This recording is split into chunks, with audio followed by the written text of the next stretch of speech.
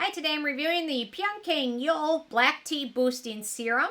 And really quick, I just want to say, purchase all these products with my own money.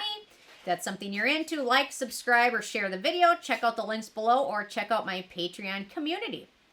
Okay, so I tried the black tea eye cream version of this one. I was really happy with it, but it's kind of expensive, so I waited for a good time to get this one on sale, and now I'm going to finally get a chance to review it. So they say, enriched with antioxidant-rich fermented black tea, sea berry extract, and niacinamide, the serum rejuvenates lackluster skin and even skin tone. Additional skin-firming ingredients such as peptide and adenosine help reduce fine lines and wrinkles. The serum is further infused with macadamia seed oil, shea butter, and hyaluronic acid to moisturize skin. And let me get on my first criteria is packaging, which I love this product because the packaging on this is so beautiful. I have a feeling if I finish this is something I want to keep around just because it's so beautiful. It's beautiful. It's a pump bottle. It's black, but what gets me is the wording on this is not hyaluronic. Holographic. Hyaluronic. It's holographic. It's just beautiful. That's all. It's pretty. They did a good job with it, so maybe that's how they can charge so much for it. But anyway, it's a pump bottle, so it's useful. Okay, in terms of denatured drying types of alcohol, it does not contain any of that. Then we get to fragrance. There's no real scent to this, and I test everything out. I'll buy things, I'll look at the ingredient list, then they'll get delivered, then I'll play with them, and then when I write the review, I'll look at the ingredient list again. And I didn't realize this, but it has no real scent, but it does contain gardenia florida extract, which it can be beneficial for skin, but it can also be a sensitizer for certain sensitive skin types. So there's a little bit of a give and take there. It's a good ingredient for skin because it's beneficial in terms of antioxidants, but some people can be sensitive to it. It's not like vanillin, where vanillin has a scent, but it's good for skin and not irritating. This one is potential to be irritating as well as beneficial. So anyway, so I didn't have any issues with it. I didn't notice the strong smell, and my skin didn't have any issues with that. But there are a few other things about this I want to talk about in terms of the ingredients, and I'll get to that in a second. Okay, the manufacturing location for this one is Korea, so no issues with that. So ease of use. This stuff is a wonderful gel texture. I will say it has a light caramel color, and that's not from the tea or anything else. It's from caramel. Actual caramel, which is a coloring ingredient. It's not known to be irritating, but you think, oh, maybe this has a color because of the tea in it. No, it's from a colorant. That's a natural colorant. That's not irritating, but wonderful gel texture. A little bit of this one goes a long way. So one pump is enough to cover my entire face and neck. For the most part, it's goes very far. I will recommend patch testing this one. You're better off patch testing everything, but there's some products where I really, really, really recommend it, especially like exfoliants and actives. This one has a few ingredients that I'm a little bit unsure of, especially for sensitive skin. So do a patch test. Also, because of a few of the ingredients, I don't recommend using this in your evening routine. I really recommend using this solely in your daytime routine because it contains a sunscreen ingredient, which they don't really talk about. I'll talk about that in a minute. Anyway, so recommend using it daytime after cleansing and toning, and then apply vitamin C serum, and then your moisturizer, sunscreen, and go. Works nicely under sunscreens and moisturizers. Once it absorbs, it sets to a non-greasy but slightly tacky finish that's natural. It's not radiant. It's not super matte, so it's pretty easy to use. No issues at all with that, but do a patch test if you have sensitive skin for sure.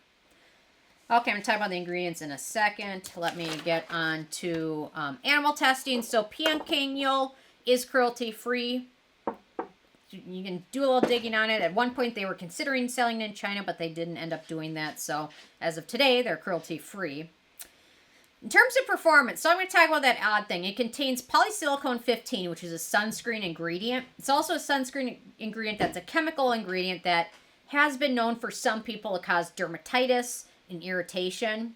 So the fact that they include this in a serum is a little bit strange. I have a feeling maybe it has to do with adding some skin penetration to the formula, but that's why I don't recommend necessarily using this in your evening routine. I certainly have used this in my evening routine and didn't have any issues with it, but I just think, especially if you have sensitive skin, you're better off just using this in the daytime because of that ingredient. It also, again, contains caramel, which gives it the brown tint. And then it also contains the Gardenia Florida and the polysilicone 15, which don't make me super excited about recommending it to people with sensitive skin. It's got a nice texture. It has a really nice hydrating feeling on skin and really has a lightweight feeling, which is really nice. Really works well under moisturizer. For acne-prone skin, there's only one ingredient of note, and that's ethylhexylglycerin, so not a huge issue. The price, it's pretty expensive if you don't get it on sale.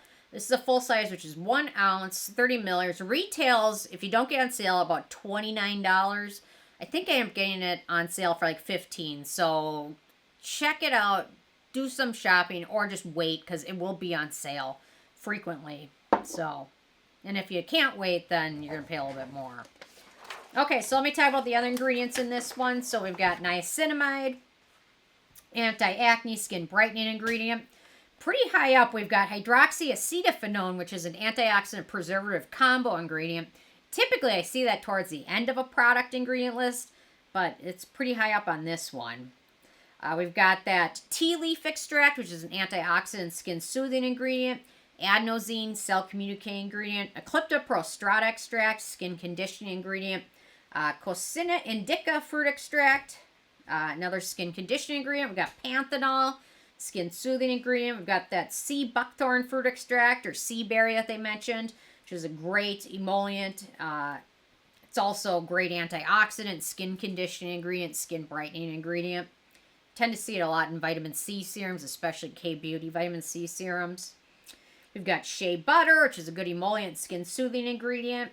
Macadamia nut oil, emollient rich in fatty acids.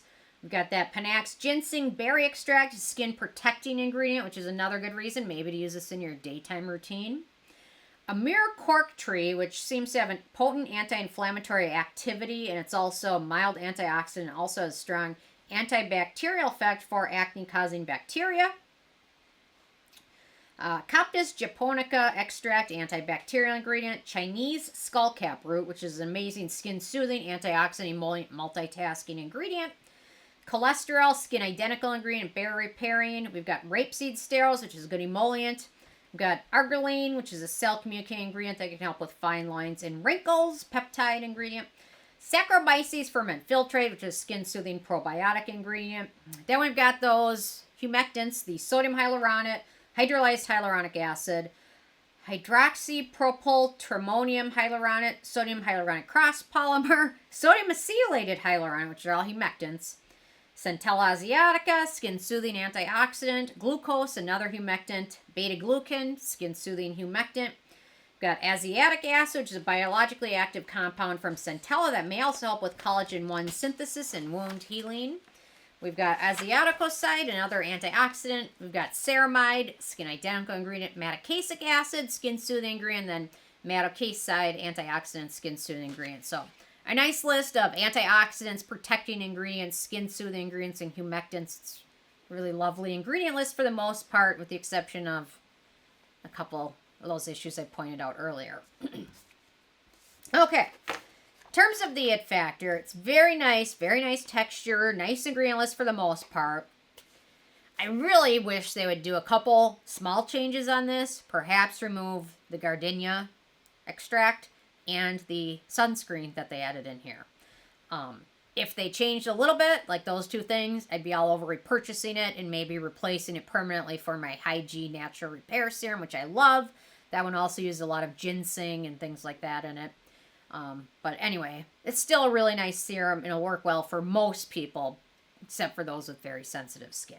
So, okay, with a 10 being a perfect score, I give this one an 8. It's nice and it's very beautifully packaged. It's holographic. I love that. So, anyway, interested hearing from you guys if you've had a chance to check this one out yet or not, and if you have what your thoughts are. So leave a comment. Love hearing from you guys. And stay tuned for more tomorrow. Thank you so much. Bye, guys.